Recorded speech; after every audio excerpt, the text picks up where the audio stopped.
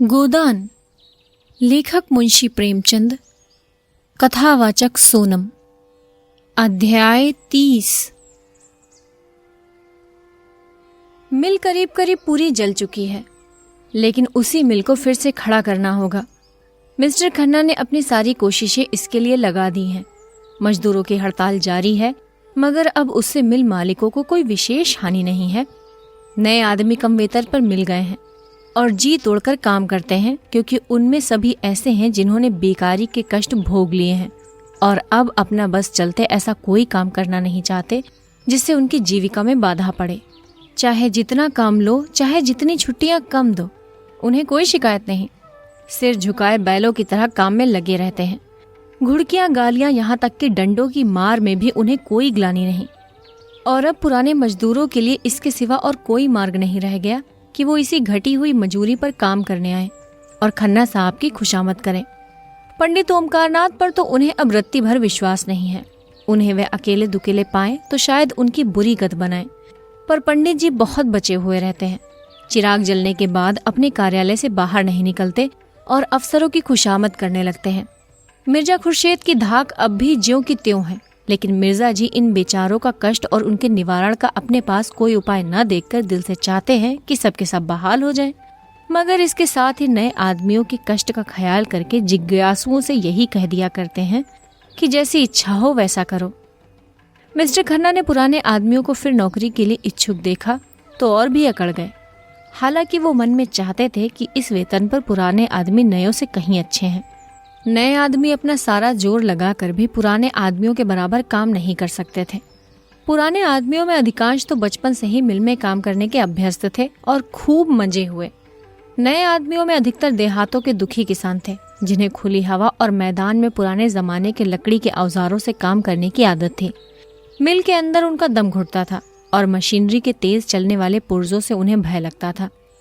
आखिर जब पुराने आदमी खूब परास्त हो गए, तब खन्ना उन्हें बहाल करने पर राजी हुए, मगर नए आदमी इससे कम वेतन पर काम करने के लिए तैयार थे। और अब डायरेक्टरों के सामने ये सवाल आया कि वो पुरानों को बहाल करें या नयों को रहने दें।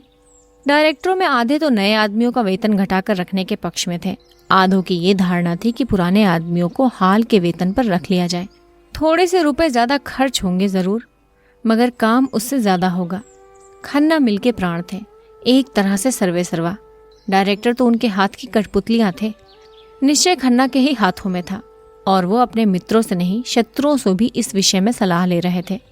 सबसे पहले तो उन्होंने गोविंदी की सलाह ली।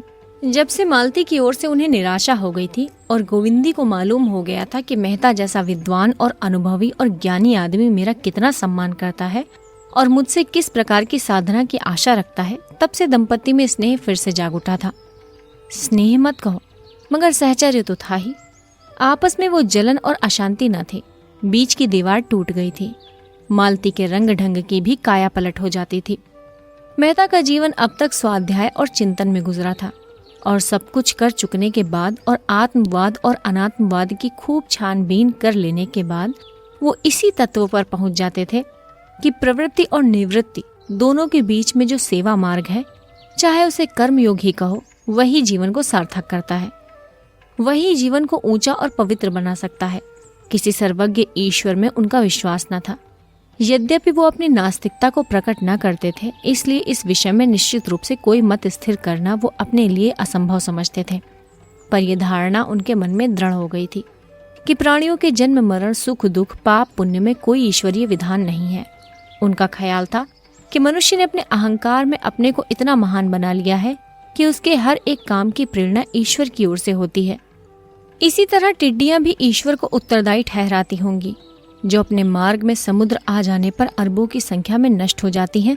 मगर ईश्वर के ये विधान इतने अज्ञेय हैं कि मनुष्य की समझ में नहीं आते, तो उन्हें मानने से ही मनुष्य को क्या संतोष मिल सकता है। ईश्वर की कल्पना का एक ही उद्देश्य उनकी समझ में आता था, और वो था मानव जाति की एकता। एकात्मवाद या सर्वात्मवाद या अहिंसा तत्व को वो आध्यात्मिक दृष्टि से नहीं, भौतिक दृष्टि से ही देखते थे। यद्यपि इन तत्वों का इतिहास के किसी काल में भी आधिपत्य नहीं रहा, फिर भी मनुष्य जाति के सांस्कृतिक विकास में उनका स्थान बड़े महत्व का है। मानव समाज की एकता में मेहता का दृढ़ विश्वास था, मगर इस विश्वास के लिए उन्हें ईश्वर तत्व के मानने की जरूरत न मालूम होती थी। उनका मानव प्रेम इस आधार पर अवलंबित न था कि प्राणी मात्र में एक आत्मा का निवास है। द्वैत और अद्वैत का व्यापारिक महत्व के सिवा वो और कोई उपयोग न समझते थे, और ये व्यापारिक महत्व उनके लिए मानव जाति को एक दूसरे के समीप लाना, आपस के भेदभाव को मिटाना और भ्रातृभाव को दृढ़ करना ही था। ये एकता, ये अभिन्नता उनकी आत्मा में इस तरह जम गई थी कि उनके लिए किसी आध्यात्मिक आधार की सृष्टि उनकी दृष्टि में व्यर्थ थी, और एक बार इस तत्व को पाकर वो शांत न बैठ सकते थे। स्वार्थ से अलग अधिक से अधिक काम करना उनके लिए आवश्यक हो गया था। इसके बगैर उनका चित्त शांत न हो सकता था। यश, लोभ और कर्तव्य पालन के भाव उनके मन में आते ही न थे। इनकी तुच्छता ही उन्हें इनसे बचाने के लिए काफी थी। सेवा है अब उनका स्वार्थ होती जाती थी, और उनकी इस उदार वृत्ति का असर अज्ञात रूप से मालती पर भी पड़ जाता था। अब तक जितने मर्द उसे मिले, सभी ने उसकी विलास वृत्ति को ही उकसाया। उसकी त्याग वृत्ति दिन दिन क्षीण होती जाती थी, पर मेहता के संसर्ग में आकर उसकी त्याग भावना सजग हो उठी थी। सभी मनस्वी प्राणियों में ये भावना छिपी रहती है और प्रकाश पाकर चमक उठती है। आदमी अगर धन या नाम के पीछे पड़ा है तो समझ लो कि वो अभी तक किसी परिष्कृत आत्मा के संपर्क में नहीं आया। मालती अब अक्सर गरीबों के घर बिना फीस लिए ही मरीजों को देखने चली जाती थी। मरीजों के साथ उनके व्यवहार में मृदुता आ गई थी। हाँ, अभी तक वो शौक श्रृंगार से अपना मन हटा ना सकी थी। रंग और पाउडर का त्याग उसे अपने आंतरिक परिवर्तनों से भी कहीं ज्यादा कठिन जान पड़ता था। इधर कभी कभी दोनों देहातों की ओर चले जाते थे और किसानों के साथ 2-4 घंटे रहकर उनके झोपड़े में रात काटकर और उन्हीं का सा भोजन करके अपने को धन्य समझते थे। एक दिन वे सिमरी पहुंच गए और घूमते घामते बेलारी जा पहुंचे। होरी द्वार पर बैठा चिलम पी रहा था कि मालती और मेहता आकर खड़े हो गए। मेहता ने होरी को देखते ही पहचान लिया और बोला, यही तुम्हारा गांव है? याद है हम लोग राय साहब के यहाँ आए थे और तुम धनुष यज्ञ की लीला में माली बने थे। होरी की स्मृति जाग उठी, पहचाना और पटेश्वरी के घर की ओर से कुर्सियां लाने चला। मेहता ने कहा, कुर्सियों का कोई काम नहीं, हम लोग खाट पर बैठ जाते हैं। यहाँ कुर्सी पर बैठने नहीं, तुमसे कुछ सीखने आए हैं। दोनों खाट पर बैठ गए। होरी हतबुद्धि सा खड़ा था। इन लोगों की क्या खातिर करे? बड़े बड़े आदमी हैं, उनकी खातिर करने लायक उसके पास है ही क्या? आखिर उसने पूछा, पानी लाऊं? मेहता ने कहा, हाँ, प्यास तो लगी है। कुछ मीठा भी लेता हूं, लाओ अगर घर में हो तो। होरी घर में मीठा और पानी लेने गया। तब तक गांव के बालकों ने आकर इन दोनों आदमियों को घेर लिया और लगे नहीं रखने, मानो चिड़ियाघर के अनोखे जंतु आ गए हों। सिल्लू बच्चे को लिए किसी काम से चली जा रही थी। इन दोनों आदमियों को देखकर कुतूहलवश ठिठक गई। मालती ने आकर उसके बच्चे को गोद में ले लिया और प्यार से पुकारती हुई बोली, कितने दिनों का है? सिल्लू को ठीक से मालूम न था। एक दूसरी औरत ने बताया, कोई साल भर का होगा। क्यों री? सिल्लू ने समर्थन किया। मालती ने विनोद किया, प्यारा बच्चा है, इसे हमें दे दो। सिल्लू ने गर्व से फूल कर कहा, आप ही का तो है, तो मैं इसे ले जाऊं? ले जाइए, आपके साथ रहकर आदमी हो जाएगा। गांव की और महिलाएं आ गईं और मालती को होरी के घर में ले गईं। यहाँ मर्दों के सामने मालती से वार्तालाप करने का अवसर उन्हें न मिलता। मालती ने देखा खाट बिछी है और उस पर एक दरी पड़ी हुई है जो पाटेश्वरी के घर से मांगे पर आई थी। मालती जाकर बैठी। संतान रक्षा और शिशु पालन की बातें होने लगी। औरतें मन लगाकर सुनती रहीं। धनिया ने कहा, यहाँ ये सब सफाई और संयम कैसे होगा सरकार? भोजन तक का तो ठिकाना नहीं है।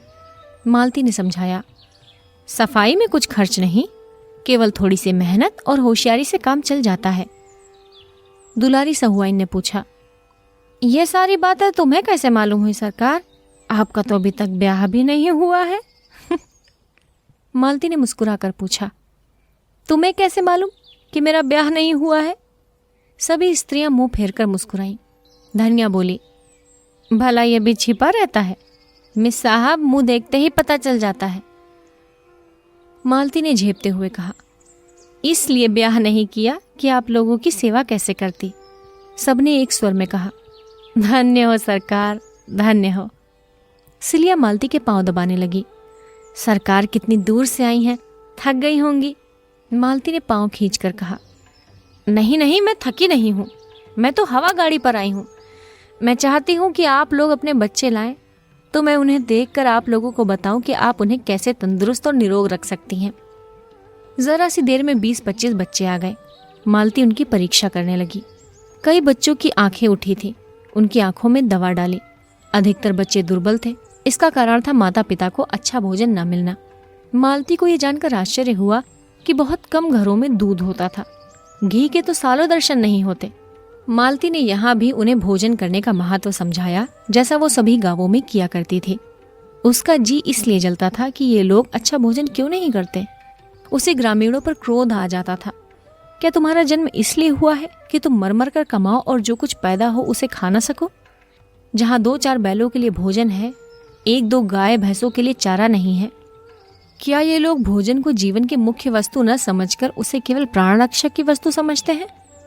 क्यों सरकार से नहीं कहते कि नाम मात्र के ब्याज पर रुपए देकर उन्हें सूदखोर महाजनों के पंजों से बचाएं? उसने जिस किसी से ये पूछा, यही मालूम हुआ कि उसकी कमाई का बड़ा भाग महाजन का कर्ज चुकाने में खर्च हो जाता है।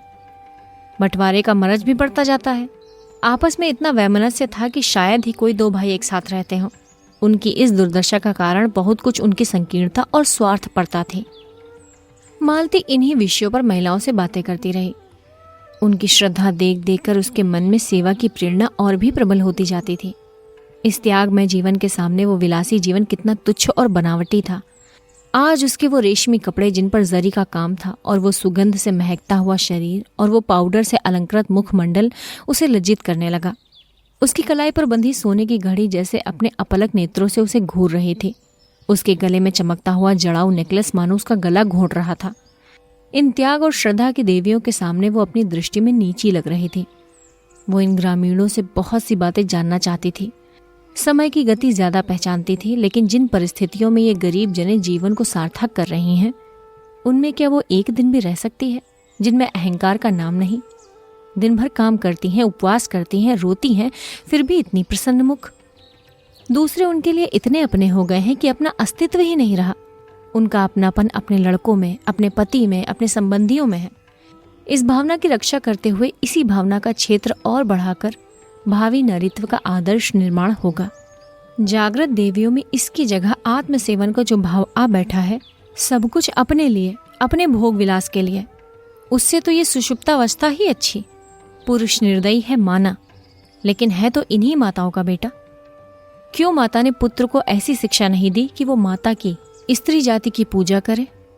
इसलिए कि माता को ये शिक्षा देनी नहीं आती, इसलिए कि उसने अपने को इतना मिटाया है कि उसका रूप ही बिगड़ गया है, उसका व्यक्तित्व ही नष्ट हो गया है। नहीं, अपने को मिटाने से काम नहीं चलेगा। नारी को समाज कल्याण के लिए अपने अधिकारों की रक्षा करनी पड़ेगी, उसी तरह जैसे इन किसानों की अपनी रक्षा के लिए इस देवत्व का कुछ त्याग करना पड़ेगा। संध्या हो गई थी। मालती को औरतें अब तक घेरे हुए थी। उसकी बातों से जैसे उन्हें तृप्ति न होती थी। कई औरतों ने उससे रात को वहीं रहने का आग्रह किया। मालती को भी उनका सरल स्नेह ऐसा प्यारा लगा कि उसने उनका निमंत्रण स्वीकार कर लिया। रात को औरतें उसे अपना गाना सुनाएंगी। मालती ने भी प्रत्येक घर में जा जाकर उनकी दशा से परिचय प्राप्त करने में अपने समय का सदुपयोग किया। उसकी निष्कपट भावना और सहानुभूति उन गवारिनों के लिए देवी के वरदान से कम न थी। उधर मेहता साहब खाट पर आसन जमाए किसानों की कुश्ती देख रहे थे और पछता रहे थे कि मिर्जा जी को साथ क्यों नहीं ले लिया, नहीं तो उनका भी एक जोड़ हो जाता। उन्हें आश्चर्य हो रहा था कि ऐसे प्रौढ़ और निरीह बालकों के साथ शिक्षित कहलाने वाले लोग कैसे निर्दयी हो जाते हैं। अज्ञान की भांति ज्ञान भी सरल, निष्कपट और सुनहले स्वप्न देने वाला होता है। मानवता में उसका विश्वास इतना दृढ़, इतना सजीव होता है कि वो उसके विरुद्ध व्यवहार को अमानुषीय समझने लगता है। वो ये भूल जाता है कि भेड़ियों ने भेड़ों की निरीहता का जवाब सदैव पंजे और दांतों से दिया है। वो अपना एक आदर्श संसार बनाकर उसको आदर्श मानवता से आबाद करता है और उसी में मगन रहता है। यथार्थता कितनी अगम्य, कितनी दुर्बोध, कितनी अप्राकृतिक है, उसकी ओर विचार करना उसके लिए मुश्किल हो जाता है। मेहता इस समय इन गवारों के बीच में बैठे हुए इसी प्रश्न को हल कर रहे थे कि इनकी दशा इतनी दयनीय क्यों है। वो इस सत्य से आंखें मिलाने का साहस न कर सकते थे कि इनका देवत्व ही इनकी दुर्दशा का कारण है। काश ये आदमी ज्यादा और देवता कम होते तो यूं न ठुकराए जाते। देश में कुछ भी हो, क्रांति ही क्यों ना आ जाए, इनसे कोई मतलब नहीं। कोई दल उनके सामने सबल के रूप में आए, उनके सामने सिर झुकाने को तैयार। उनकी निरीहता जड़ता की हद तक पहुंच गई है, जिसे कठोर आघात ही कर्मण्य बना सकता है। उनकी आत्मा जैसे चारों ओर से निराश होकर अपने ही अंदर टांगे तोड़कर बैठ गई है। उनमें अपने जीवन की चेतना ही जैसे लुप्त हो गई है। संध्या हो गई थी। जो लोग अब तक खेतों में काम कर रहे थे वो भी दौड़े चले आ रहे थे। उसी समय मेहता ने मालती को गांव की कई औरतों के साथ इस तरह तल्लीन होकर एक बच्चे को गोद में लिए देखा मानो वो भी उन्हीं में से एक है। मेहता का हृदय आनंद से गदगद हो उठा। मालती ने एक प्रकार से अपने को मेहता पर अर्पण कर दिया था।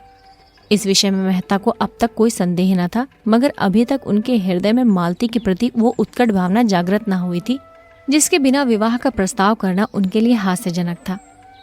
मालती बिना बुलाए मेहमान की भांति उनके द्वार पर आकर खड़ी हो गई थी और मेहता ने उनका स्वागत किया था। इसमें प्रेम का भाव न था, केवल पुरुषत्व का भाव था। अगर मालती उन्हें इस योग्य समझती कि उन पर अपनी कृपा दृष्टि फेरे, तो मेहता उसकी इस कृपा को अस्वीकार न कर सकते थे। इसके साथ ही वो मालती को गोविंदी के रास्ते से हटा देना चाहते थे और वो जानते थे मालती जब तक आगे अपना पांव न जमा लेगी वो पिछला पांव न उठाएगी। वो जानते थे मालती के साथ छल करके वो अपनी नीचता का परिचय दे रहे हैं। इसके लिए उनकी आत्मा बराबर उन्हें धिक्कारती रही थी, मगर ज्यों-ज्यों वो मालती को निकट से देखते थे उनके मन में आकर्षण बढ़ता जाता था।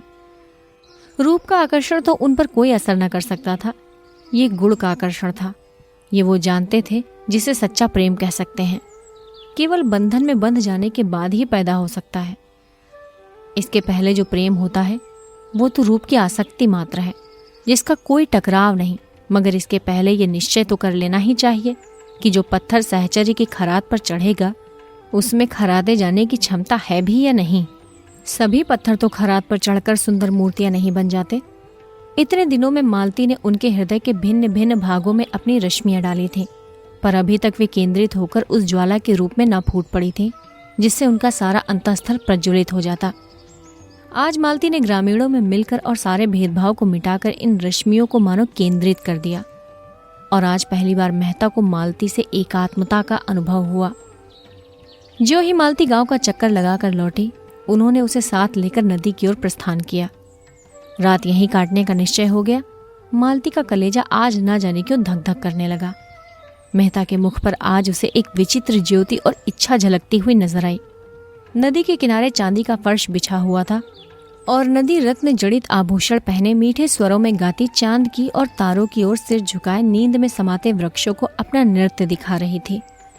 मेहता प्रकृति की उस मादक शोभा से जैसे मस्त हो गए, जैसे उनका बालपन अपनी सारी क्रीड़ाओं के साथ लौट आया हो। बालू पर कई कुलाचे मारी और फिर दौड़े हुए नदी में जाकर घुटने तक पानी में खड़े हो गए। मालती ने कहा, पानी पे न खड़े हो, कहीं ठंड न लग जाए। मेहता ने पानी उछाल कर कहा, मेरा तो जी चाहता है नदी के उस पार तक तैर कर चला जाऊं। नहीं नहीं, पानी से निकल आओ, मैं ना जाने दूंगी। तुम मेरे साथ न चलोगी उस सूनी बस्ती में जहां स्वप्नों का राज्य है? मुझे तो तैरना नहीं आता। अच्छा आओ, एक नाव बनाए और उस पर बैठ कर चलें। वे बाहर निकल आए। आसपास बड़ी दूर तक झाओं का जंगल खड़ा था। मेहता ने जेब से चाकू निकाला और बहुत सी टहनियां काटकर जमा दी। कगार पर सरपत के जूट खड़े थे। ऊपर चढ़कर सरपत का एक गट्ठा काट कर लाए और वहीं बालू के फर्श पर बैठकर सरपत की रस्सी बंटने लगे। ऐसे प्रसन्न थे मानो स्वर्गारोहण की तैयारी कर रहे हैं। कई बार उंगलियां चिर गई, खून निकला। मालती बिगड़ रही थी, बार बार गांव लौट चलने के लिए आग्रह कर रही थी, पर उन्हें कोई परवाह न थी। वही बालकों सा उल्लास, वही अल्हड़पन, वही हट। दर्शन और विज्ञान सभी इस प्रवाह में बह गए थे। रस्सियां तैयार हो गई। झाऊ का एक बड़ा सा तख्त बन गया। टहनियां दोनों सिरों पर रस्सी से जोड़ दी गई थी। उसके छिद्रों में झाऊ की टहनियां भर दी गई जिससे पानी ऊपर न आए। नौका तैयार हो गई। रात और भी स्वप्निल हो गई थी। मेहता ने नौका को पानी में डालकर मालती का हाथ पकड़कर कहा, आओ बैठो। मालती ने सशंक होकर कहा, 2 आदमियों का बोझ संभाल लेगी? मेहता ने दार्शनिक मुस्कान के साथ कहा, जिस तरी पर बैठे हम लोग जीवन यात्रा कर रहे हैं, वो तो इससे कहीं निस्सार है मालती। क्या डर रही हो? डर किस बात का है जब तुम साथ हो? सच कहती हो? अब तक मैंने बगैर किसी की सहायता के बाधाओं को जीता है, अब तो तुम्हारे संग हूं। दोनों उस झाऊ के तख्ते पर बैठे और मेहता ने झाऊ के एक डंडे से ही उसे खेना शुरू किया। तख्ता डगमगाता हुआ पानी में चला। मालती ने मन को इस तख्ते से हटाने के लिए पूछा, तुम तो हमेशा शहरों में रहे, गांव के जीवन का तुम्हें कैसे अभ्यास हो गया? मैं तो ऐसा तख्ता कभी ना बना सकती। मेहता ने उसे अनुरक्त नेत्रों से देखकर कहा, शायद ये मेरे पिछले जन्म के संस्कार हैं। प्रकृति से स्पर्श होते ही मुझ में नया जीवन सा जाता है। नस नस में स्फूर्ति छा जाती है। एक एक पक्षी, एक एक पशु जैसे मुझे आनंद का निमंत्रण देता हुआ जान पड़ता है, मानो भूले हुए सुखों की याद दिला रहा हो। ये आनंद मुझे और कहीं नहीं मिलता मालती। संगीत के रुलाने वाले स्वरों में भी नहीं, दर्शन की ऊंची उड़ानों में भी नहीं। जैसे अपने आप को पा जाता हूँ, जैसे पक्षी अपने घोंसले में आ जाए। तख्ता डगमगाता, कभी तिरछा कभी सीधा कभी चक्कर खाता हुआ चला जा रहा था। सहसा मालती ने कातर कंठ से पूछा, और मैं तुम्हारे जीवन में कभी नहीं आती? मेहता ने उसका हाथ पकड़कर कहा, आती हो, बार बार आती हो, सुगंध के एक झोंके की तरह, कल्पना की एक छाया की तरह, और फिर अदृश्य हो जाती हो। दौड़ता हूं कि तुम्हें करपाश में बांध लूं, पर हाथ खुले रह जाते हैं और तुम गायब हो जाती हो। मालती ने उन्माद की दशा में कहा, लेकिन तुमने इसका कारण भी सोचा, समझना चाहा? हाँ मालती, बहुत बार सोचा, बार बार सोचा। तो क्या मालूम हुआ? यही कि मैं जिस आधार पर जीवन का भवन खड़ा करना चाहता हूं वो अस्थिर है। ये कोई विशाल भवन नहीं है, केवल एक छोटी सी शांत सी कुटिया है, लेकिन उसके लिए भी तो कोई स्थिर आधार चाहिए। मालती ने अपना हाथ छुड़ाकर जैसे मान करते हुए कहा, यह झूठा आक्षेप है। तुमने सदैव मुझे परीक्षा की आंखों से देखा, कभी प्रेम की आंखों से नहीं। क्या तुम इतना भी नहीं जानते कि नारी परीक्षा नहीं चाहती, प्रेम चाहती है? परीक्षा गुणों को अवगुण को, सुंदर को असुंदर बनाने वाली चीज है। प्रेम अवगुणों को गुण बनाता है, असुंदर को सुंदर। मैंने तुमसे प्रेम किया, मैं कल्पना ही नहीं कर सकती कि तुम में कोई बुराई है, मगर तुमने मेरी परीक्षा की और तुम मुझे अस्थिर, चंचल और जाने क्या क्या समझकर मुझसे हमेशा दूर भागते रहे। नहीं, मैं जो कुछ कहना चाहती हूँ मुझे कह लेने दो। मैं क्यों अस्थिर और चंचल हूँ? इसलिए कि मुझे वो प्रेम नहीं मिला जो मुझे स्थिर और अचल बनाता। अगर तुमने मेरे सामने उसी तरह आत्मसमर्पण किया होता जैसे मैंने तुम्हारे सामने किया है, तो तुम आज मुझ पर यह आक्षेप न रखते। मेहता ने मालती के मान का आनंद उठाते हुए कहा, तुमने मेरी परीक्षा कभी नहीं की। सच कहती हो? कभी नहीं। तो तुमने गलती की, मैं इसकी परवाह नहीं करती। भावुकता में ना आओ मालती। प्रेम देने के पहले हम सभी परीक्षा करते हैं, और तुमने की, चाहे अप्रत्यक्ष रूप से की हो। मैं आज तुमसे स्पष्ट कहता हूं कि पहले मैंने तुम्हें उसी तरह देखा जैसे रोज ही हजारों देवियों को देखा करता हूं, केवल विनोद के भाव से। अगर मैं गलती नहीं करता तो तुमने भी मुझे मनोरंजन के लिए एक नया खिलौना समझा होता। मालती ने टोका, गलत कहते हो। मैंने कभी तुम्हें इस नज़र से नहीं देखा। मैंने पहले ही दिन से तुम्हें अपना देव बनाकर हृदय। मेहता बात काट कर बोले, फिर वही भावुकता। मुझे ऐसे महत्व के विषय में भावुकता पसंद नहीं। अगर तुमने पहले ही दिन से मुझे इस कृपा के योग्य समझा तो इसका यही कारण हो सकता है कि मैं रूप भरने में तुमसे ज्यादा कुशल हूँ। वरना जहां तक मैंने नारियों का स्वभाव देखा है, वो प्रेम के विषय में काफी छानबीन करती हैं। पहले भी तो स्वयंवर से पुरुषों की परीक्षा होती थी। वो मनोवृत्ति अब भी मौजूद है, चाहे उसका रूप कुछ बदल गया हो। मैंने तब से बराबर यही कोशिश की है कि अपने को संपूर्ण रूप से तुम्हारे सामने रख दूं और उसके साथ ही तुम्हारी आत्मा तक भी पहुंच जाऊं। और मैं ज्यों ज्यों तुम्हारे अंतःस्थल की गहराई में उतरा हूं, मुझे रत्न नहीं मिले हैं। मैं विनोद के लिए आया और आज उपासक बना हुआ हूं। तुमने मेरे भीतर क्या पाया यह मुझे मालूम नहीं। नदी का दूसरा किनारा आ गया। दोनों उतरकर उसी बालू के फर्श पर जा बैठे और मेहता फिर उसी प्रवाह में बोले, और आज मैं यहाँ वही पूछने के लिए तुम्हें लाया हूँ। मालती ने कांपते स्वर में कहा। क्या अभी तुम्हें मुझसे ये पूछने की जरूरत बाकी है? हाँ, इसलिए कि मैं आज तुम्हें अपना वो रूप दिखाऊंगा जो शायद ही कभी तुमने देखा हो, जिसे मैंने भी छिपाया है। अच्छा मान लो मैं तुमसे विवाह करके कल तुमसे बेवफाई करूं तो तुम मुझे क्या सजा दोगे? मालती ने उनकी ओर चकित होकर देखा। इसका आशय उनकी समझ में ना आया। ऐसा प्रश्न क्यों करते हो? मेरे लिए ये बड़े महत्व की बात है। मैं इसकी संभावना नहीं समझती। संसार में कुछ भी असंभव नहीं है। बड़े से बड़ा महात्मा भी एक क्षण में पतित हो सकता है। मैं उसका कारण खोजूंगी और उसे दूर कर दूंगी। मान लो मेरी आदत न छूटे, फिर मैं नहीं कह सकती कि क्या करूंगी। शायद विष खाकर सो रहूं। लेकिन यदि तुम मुझसे यही प्रश्न करो तो मैं उसका दूसरा जवाब दूंगा। मालती ने सशंक होकर पूछा। बताओ। मेहता ने दृढ़ता के साथ कहा। मैं पहले तुम्हारा प्राणांत कर दूंगा, फिर अपना। मालती ने जोर से कहकहा मारा और सिर से पांव तक सिहर उठे। उसकी हंसी केवल उसके सिहरने को छिपाने का आवरण थी। मेहता ने पूछा, तुम हंसी क्यों? इसलिए कि तुम इतने हिंसावादी नहीं जान पड़ते। नहीं मालती, इस विषय में मैं पूरा पशु हूं और उस पर लज्जित होने का कोई कारण नहीं देखता। आध्यात्मिक प्रेम, त्यागमय प्रेम और निस्वार्थ प्रेम, जिसमें आदमी अपने को मिटाकर केवल प्रेमिका के लिए जीता है, उसके आनंद से आनंदित होता है और उसके चरणों पर अपनी आत्मा समर्पित कर देता है, मेरे लिए निरर्थक शब्द है। मैंने पुस्तकों में ऐसी ऐसी प्रेम कथाएं पढ़ी हैं जहां प्रेमी ने प्रेमिका के नए प्रेमियों के लिए अपनी जान दे दी है, मगर उस भावना को मैं श्रद्धा कह सकता हूँ, सेवा कह सकता हूँ, प्रेम कभी नहीं। प्रेम सीधी सादी गऊ नहीं, खूंखार शेर है जो अपने शिकार पर किसी की भी आंख नहीं पड़ने देता। मालती ने उनकी आंखों में आंखें डालकर कहा, अगर प्रेम खूंखार शेर है तो मैं उससे दूर ही रहूंगी। मैंने तो उसे गाय ही समझ रखा था।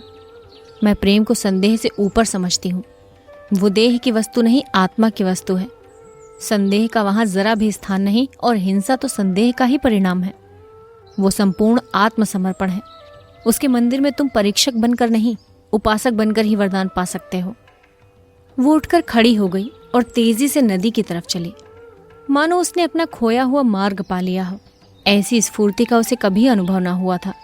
उसने स्वतंत्र जीवन में भी अपने में एक दुर्बलता पाई थी जो उसे सदैव आंदोलित करती रहती थी, सदैव अस्थिर रखती थी। उसका मन जैसे कोई आश्रय खोजा करता था जिसके बल पर टिक सके, संसार का सामना कर सके। अपने में उसे ये शक्ति न मिलती थी।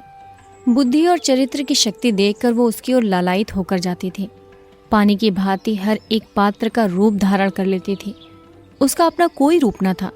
उसकी मनोवृत्ति अभी तक किसी परीक्षार्थी छात्र की भांति थी। छात्र को पुस्तकों से प्रेम हो सकता है और आज हो जाता है, लेकिन वो पुस्तक के उन्हीं भागों पर ज्यादा ध्यान देता है जो परीक्षा में आ सकते हैं। उसकी पहली गरज परीक्षा में सफल होना है, ज्ञानार्जन इसके बाद। अगर उसे मालूम हो जाए कि परीक्षक बड़ा दयालु है या अंधा है और छात्र को यूं ही पास कर दिया करता है, तो शायद वो पुस्तकों की ओर आंख उठाकर भी ना देखे। मालती जो कुछ कहती थी, करती थी, मेहता को प्रसन्न करने के लिए। उसका मतलब था मेहता का प्रेम और विश्वास प्राप्त करना, उसके मनोराज्य की रानी बन जाना, लेकिन उसी छात्र की तरह अपनी योग्यता का विश्वास जमा कर।